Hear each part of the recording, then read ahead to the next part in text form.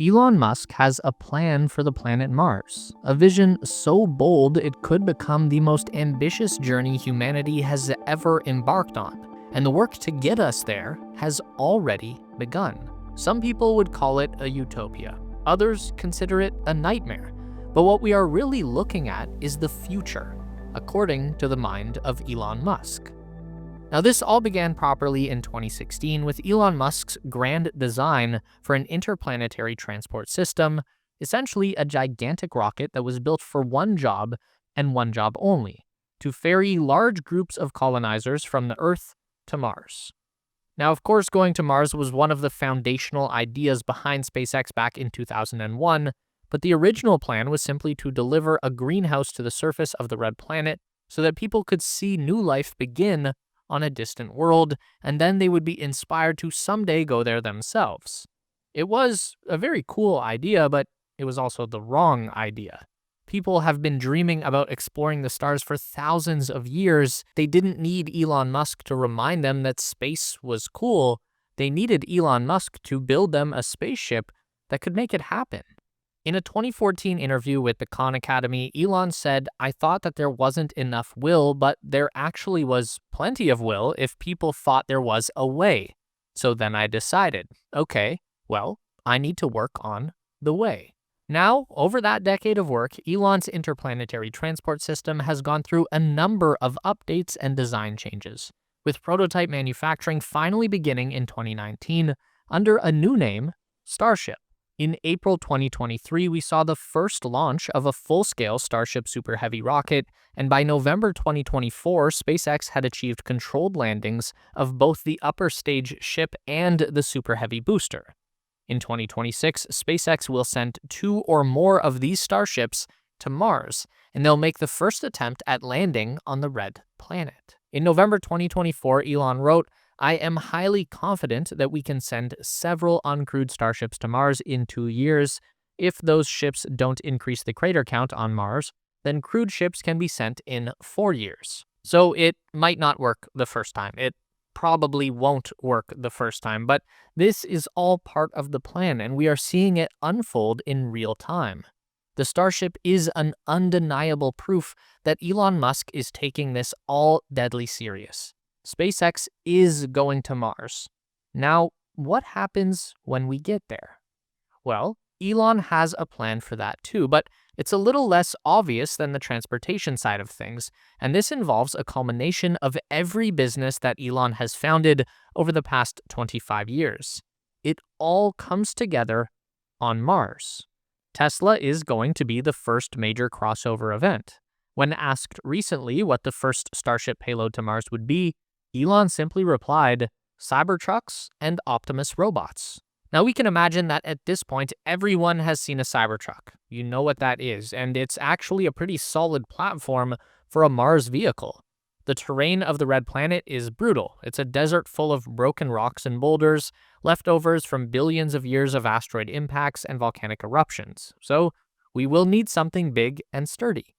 Then there's Optimus, also known as the Tesla bot. This is a new project that Elon has been pouring a lot of resources into. The idea is to create an artificial substitute for a human being, both in terms of abilities and intelligence. So there are a lot of very practical uses for Optimus, but the first time we saw this robot design, thoughts immediately went to Mars. And the Tesla bot will be a critical part of the plan. Optimus would become the first settler of Mars, and their autonomous humanoid abilities would allow them to begin establishing some infrastructure on the red planet that the first humans can use to survive. Because if we are going to send people to Mars, then we should at least make the best effort possible to ensure they get back home alive, even though survival is no guarantee, and Elon himself has affirmed this many times. As recently as 2021, Elon told an interviewer, quote, "A bunch of people will probably die." He went on to elaborate on that point, saying, "It's dangerous, it's uncomfortable, it's a long journey, you might not come back alive, but it's a glorious adventure and it will be an amazing experience." Imagine a pen that not only writes flawlessly, but also hovers, defying gravity as it spins gracefully on your desk. That is the magic of the hover pen from Novium. This isn't just a writing tool, it's a piece of futuristic art designed to fuel creativity and innovation. The HoverPen Interstellar floats at a precise 23.5-degree angle, reflecting the Earth's axial tilt, and is available in eye-catching finishes like space black and Mars magma. It's refillable for a lifetime of unmatched writing quality, and it's no wonder Time magazine named it one of the best inventions of 2022.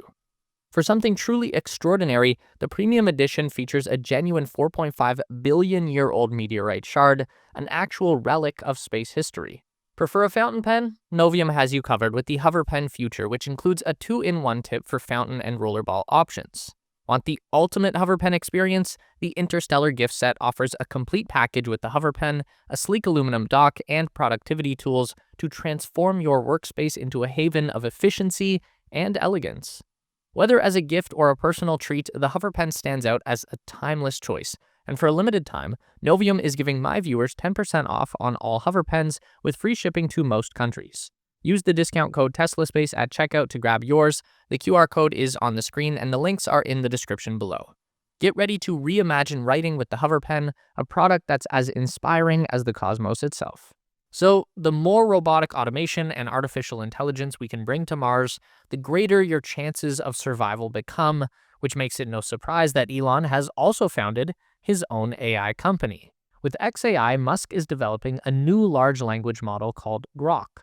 The idea is that Grok will steadily grow in capability to become what's known as an artificial general intelligence, or AGI.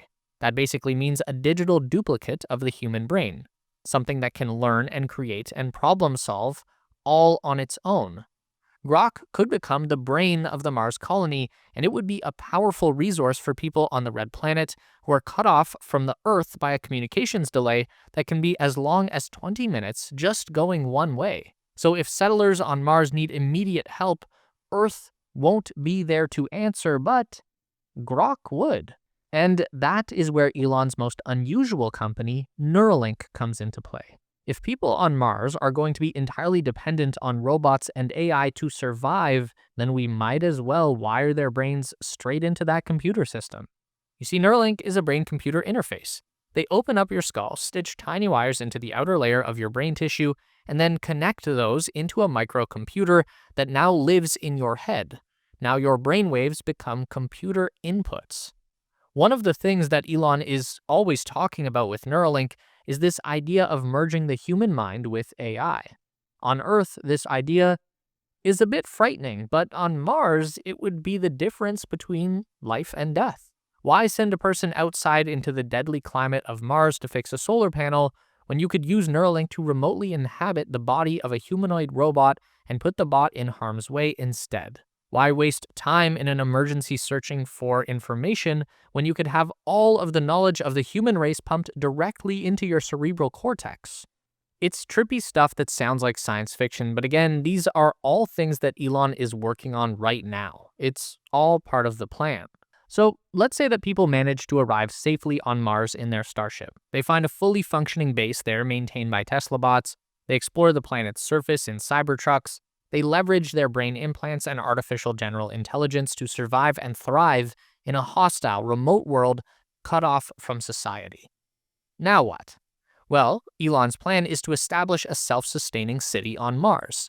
This would be populated by 1 million people, and it would be constructed with 100 million tons of supplies and material that are shipped over from Earth to Mars in 1,000 Starship rockets. So I guess we start building that city, and to do it, we'll need some heavy machinery. This is where the Boring Company comes in. On November 14th, 2024, Elon Musk wrote on X, "Tunnels will be important on Mars." And the Boring Company responded to that by writing, "Prufrock fits nicely in the Starship payload bay." Prufrock 4 is the latest iteration of the Boring Company's tunneling machine, and it now has the unique ability to launch directly into the ground and begin digging. No site preparation required.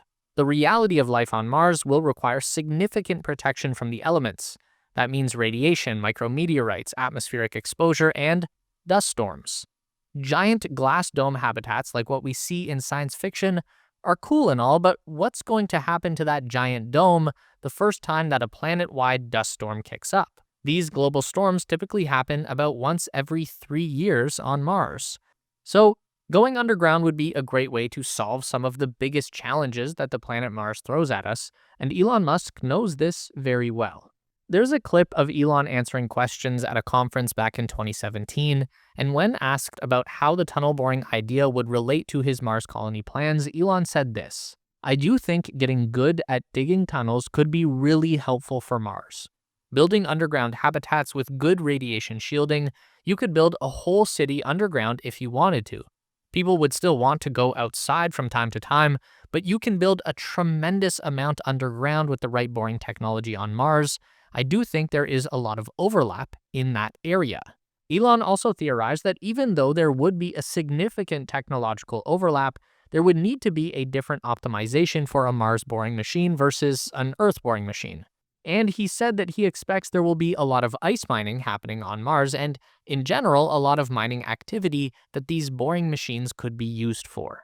But let's be real here. If the human race is going to remain on Mars permanently as a second home world, then we're not going to be able to stay underground forever. We've got to figure out a way to make the surface habitable, and that's where terraforming comes in. This is highly ambitious stuff, but Elon still thinks that terraforming Mars is something that will be possible.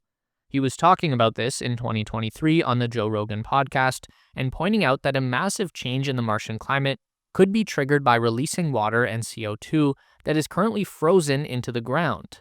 We could create global warming on Mars, and here's how we do that. We nuke Mars.